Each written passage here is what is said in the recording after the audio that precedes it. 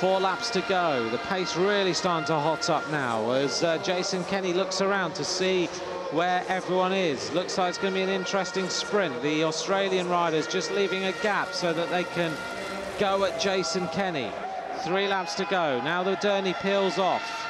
Kenny's looking around. Purvis is right at the top of his morale after his kilometre. He knows if he goes flat out from the start, then he could win this one. Oh, this is very, very close, isn't it? They are shoulder to shoulder. Purvis has it.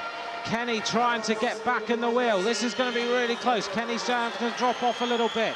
Immediately on the blue bike there, Andrew Taylor. They're racing up towards the finish. Oh, he's going to get it. Purvis looks like he took it. Francois Purvis, Taylor in second place.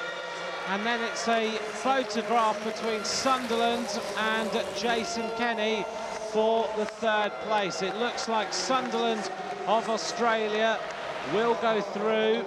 So the 2 Australians managed to make it. Perfect bit of manoeuvring there. Purvis looking very, very good indeed, though. There you are. Purvis takes it. Taylor on the blue bike there. Sunderland throwing his bike at the line, and he takes it ahead of Jason Kenny.